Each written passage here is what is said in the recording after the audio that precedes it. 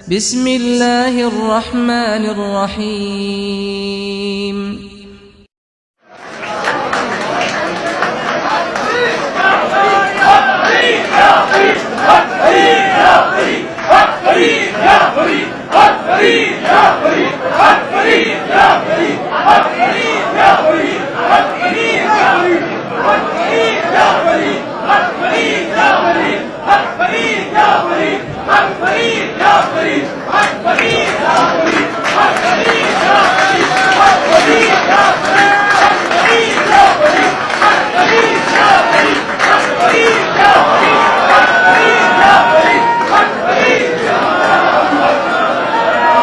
اللہ جل وعلا نے قرآن کریم میں ان لوگوں کی بابت ارشاد فرمایا جن کا نامہ اعمال سیدھے ہاتھ میں دیا جائے گا، اور ان لوگوں کی بابت بھی ارشاد فرمایا جنہیں ان کا نامہ اعمال بائیں ہاتھ میں دیا جائے گا۔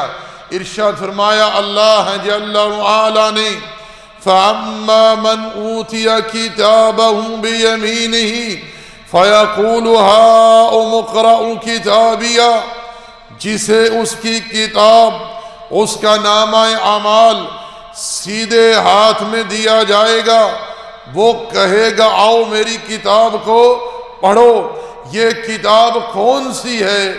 یہ کتاب وہ ہے جسے آج ملائکہ لکھ رہے ہیں وَإِنَّ عَلَيْكُمْ لَحَافِظِينَ كِرَامًا كَاتِبِينَ يَعْلَمُونَ مَا تَفْعَلُونَ، اور جان لو کہ تمہارے اوپر محافظ مقرر ہیں جو تمہاری ہر بات کو تحریر کر رہے ہیں، جو کچھ تم کر رہے ہو اسے وہ جانتے ہیں۔ ایک دوسرے مقام پر اللہ جل وعلا نے ارشاد فرمایا ما یلفظ من قول الا لدیہ رقیب عتید، انسان اپنی زبان سے کوئی جملہ نہیں نکالتا مگر نگہبان فرشتہ تیار ہے، اس کی بات کو تحریر کر لیتا ہے۔ آج سب کچھ لکھا جا رہا ہے، کل انسان یہ کہے گا جب اس سے یہ کہا جائے گا اقرا کتابک، پڑھ اپنی کتاب۔ دوسری جگہ رب ذوالجلال نے ارشاد فرمایا جب وہ کتاب پڑھے گا، کتاب دیکھے گا تو کہے گا ما لہذا الکتاب لا یغادر صغیرہ ولا کبیرہ الا احصاها، یہ کیسی کتاب ہے جس نے تو کچھ بھی نہیں چھوڑا، ہر شے اس میں درج ہے۔ اللہ اکبر۔ رب ذوالجلال ارشاد فرماتا ہے اعملوا ما شئتم انہ بما تعملون بصیر، لوگو آج عمل ہے حساب نہیں، جو چاہے کرو، مگر یہ بات اپنے ذہنوں میں بٹھا لو تم جو کچھ کر رہے ہو اللہ اسے بخوبی دیکھ رہا ہے جل وعلا۔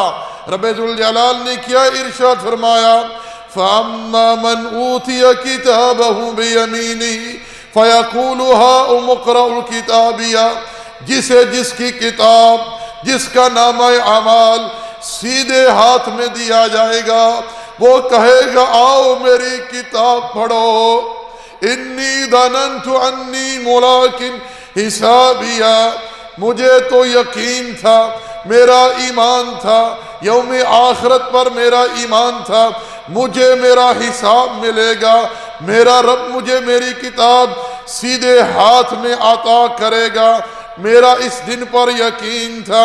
فَهُوَ فِي عِيشَةٍ رَاضِيَةٍ، وہ تو عیش و عشرت میں ہوگا، راضی ہوگا، فی جنت عالیہ، بلند جنتوں میں ہوگا، قطوفها دانیہ، جس کے پھل جھکے ہوئے ہوں گے، کھلوا واشربوا ہنیئا بما اسلفتم فی الایام الخالیہ، کھاؤ اور پیو، یہ ان عملوں کا نتیجہ ہے جو تم دنیا میں کیا کرتے تھے۔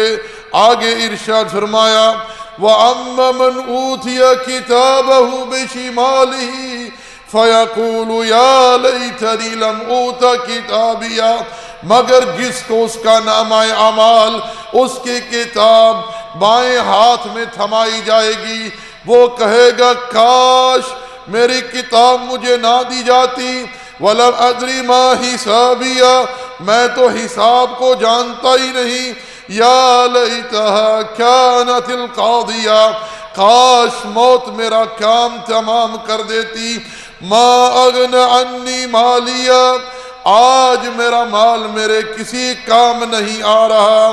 حالک عنی سلطانیہ، دنیا میں میرے پاس اقتدار تھا، میرے پاس منصب تھا، سب کچھ تھا، لیکن آج کچھ بھی کام نہیں آ رہا۔ حکم ہوگا خذوہ فغلوہ، اسے پکڑو جکڑ لو اسے، ثم الجحیم صلوہ، اسے جہنم کی آگ میں ڈال دیا جائے۔ میرے بھائیو، میرے دوستو، یہ وہ نقشہ ہے جو رب ذوالجلال نے میدان محشر کا ہمارے سامنے بیان کیا ہے۔ کچھ لوگ وہ ہوں گے جن کو نامہ اعمال سیدھے ہاتھ میں دیا جائے گا، جنہیں رب ذوالجلال جنت میں داخلہ عطا کرے گا۔ جنت اللہ جل وعلا کی رحمت ہے، رب ذوالجلال جس سے رحمت کا معاملہ فرمائے گا اسے اپنی جنت عطا کرے گا، اور جس سے رب ناراض ہوگا، جس پر رب کا غضب ہوگا، اسے رب ذوالجلال جہنم کے اندر داخل کرے گا۔ اللہ تعالیٰ ایک جگہ ارشاد فرماتا ہے ثم لا يموت فیہا ولا یحیا، اس جہنم میں نہ مر سکیں گے نہ جی سکیں گے۔ ایک دوسرے مقام پر ارشاد فرمایا وما ادراک ما سقر لا تبقی ولا تذر، تمہیں کیا خبر ہے کہ یہ دوزخ کیا چیز ہے، نہ باقی رکھتی ہے نہ چھوڑتی ہے۔ رسول اللہ صلی اللہ علیہ وسلم سیدہ عائشہ بیان کرتی ہیں ہر نماز کی آخری تشہد میں 4 چیزوں سے اللہ کی پناہ طلب کیا کرتے تھے۔ عذاب قبر سے اللہ کی پناہ مانگتے، جہنم کے عذاب سے اللہ کی پناہ مانگتے، فتنہ مسیح دجال سے اللہ کی پناہ مانگتے، زندگی اور موت کے فتنوں سے اللہ کی پناہ طلب کیا کرتے تھے۔ کون؟ امام الانبیاء سید ولد آدم علیہ السلام۔ اسی طرح اللہ جل وعلا نے ایک دوسرے مقام پر ارشاد فرمایا وَأُزْلِفَتِ الْجَنَّةُ لِلْمُتَّقِينَ غَيْرَ بَعِيدٍ، اس روز جنت کو قریب کر دیا جائے گا جو اہل تقوی سے بالکل دور نہیں ہوگی۔ هَذَا مَا تُوعَدُونَ لِكُلِّ اواب حفیظ، یہ جنت ان لوگوں کے لیے ہے جو اللہ کی بارگاہ میں رجوع کرتے ہیں، توبہ کرتے ہیں، گناہ چھوڑ دیتے ہیں، اللہ کی حدود کی حفاظت کرنے والے ہیں۔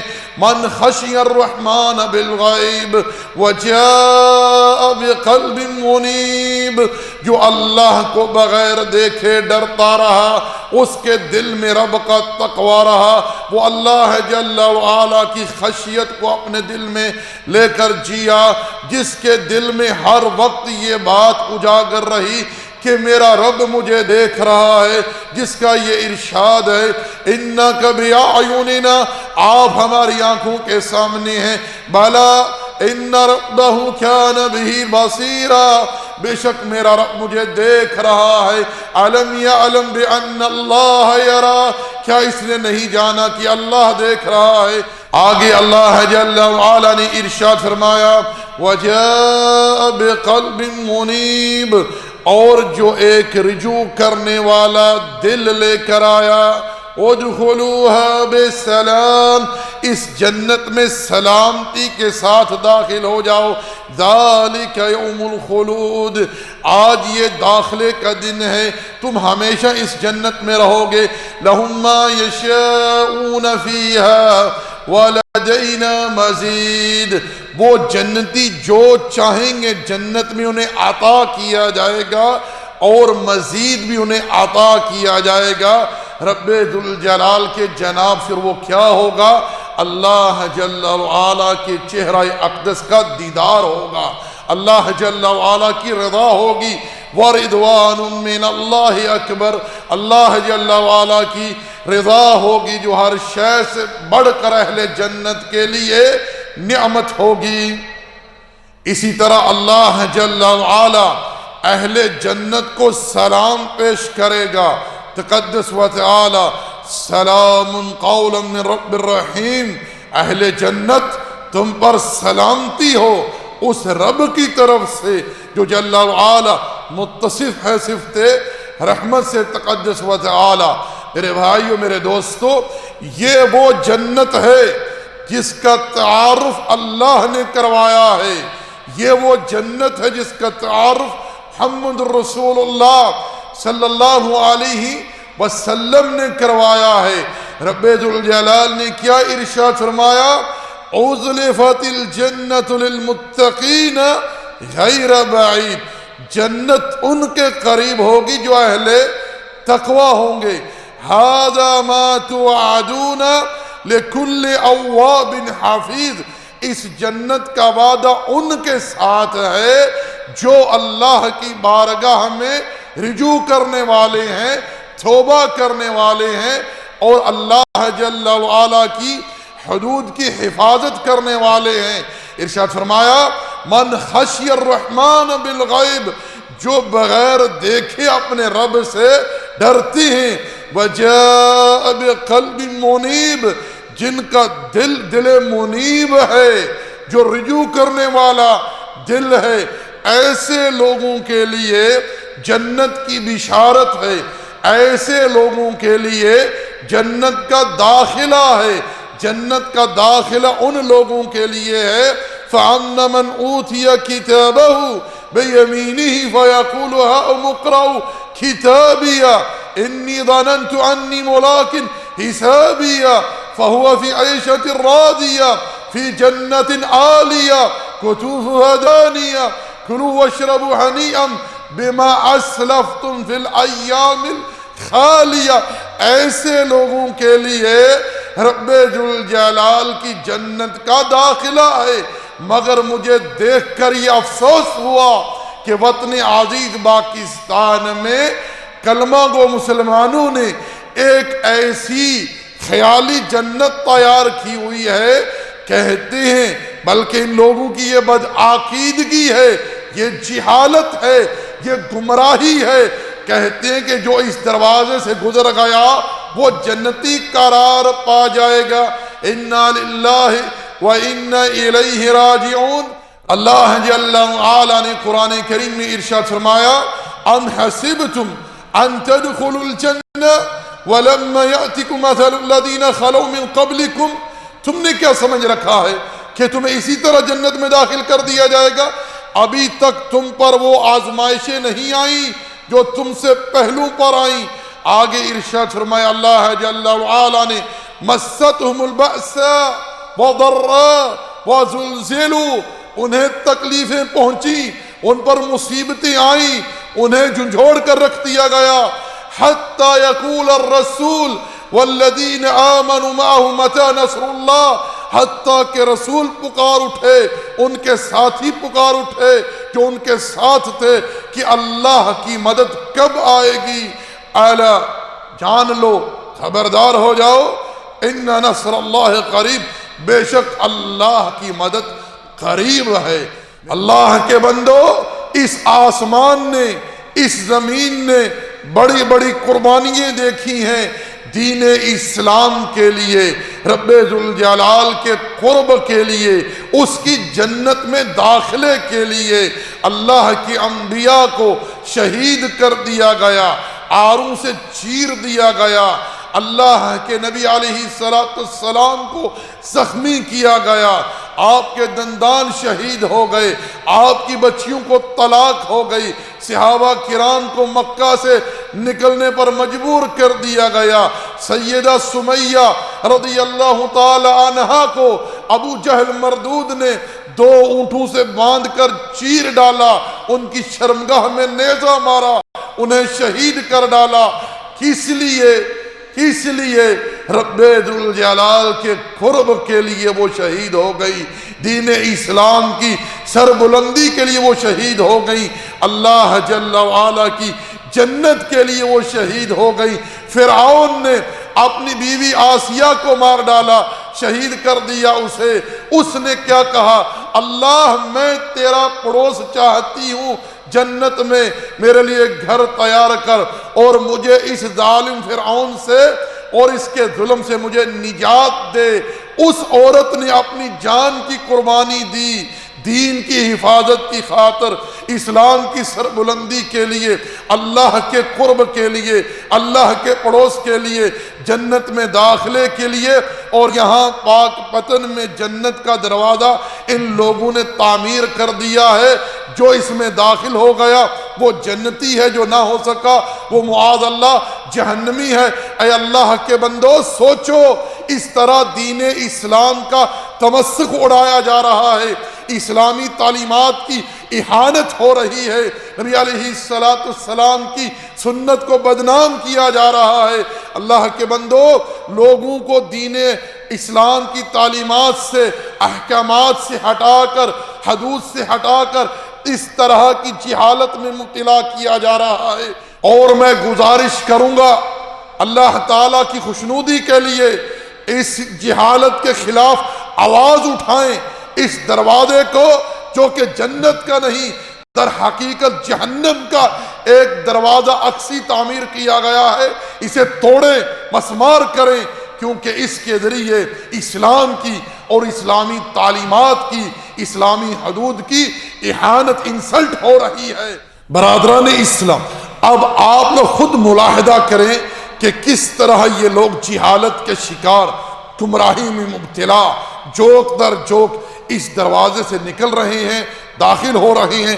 اور ایک بڑی مشہور شخصیت عمران خان صاحب بھی وہاں پہنچے ہوئے ہیں جنت میں داخلے کے لیے۔ انا للہ و انا الیہ راجعون۔ شرک نے اس قوم کی مت مار دی ہے۔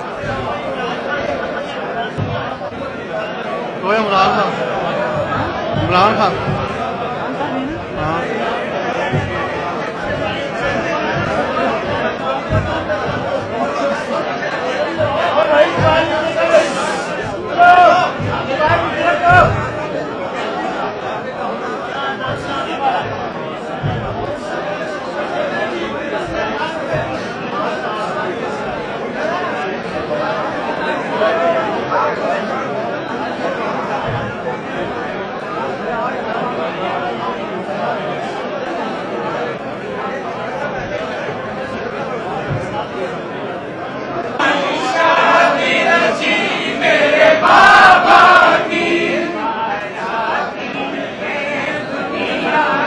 ایسے ہی لوگوں کی بابت اللہ جل وعلا نے قرآن کریم میں ارشاد فرمایا لَهُمْ قُلُوبٌ لَا يَفْقَهُونَ بِهَا، ان کے دل ہیں مگر سمجھتے نہیں، ان کی آنکھیں ہیں مگر دیکھتے نہیں، ان کے کان ہیں مگر سنتے نہیں۔ اولئک کالانعام، یہ تو جانور ہیں، بل ہم اضل، جانوروں سے بھی گزرے ہیں۔ اسی لیے تو یہ قوم، ان کے ہاں مندر تعمیر کرو، گردوارے تعمیر کرو، درگاہیں تعمیر کرو، کوئی اہمیت نہیں ہے، سارے جتھے لگے نے ٹھیک لگے نے، کیونکہ جب شرک انسان کے اقوال میں، اعمال میں، اعتقاد میں داخل ہوتا ہے تو وہ بالکل اندھا ہو جاتا، پھر اسے کچھ نظر نہیں آتا۔ کیوں کہ رب ذوالجلال اس سے توحید سلب کر لیتا ہے، جب تک کہ وہ شرک کو نہیں چھوڑتا، اللہ کی بارگاہ میں سچی خالص توبہ نہیں کرتا۔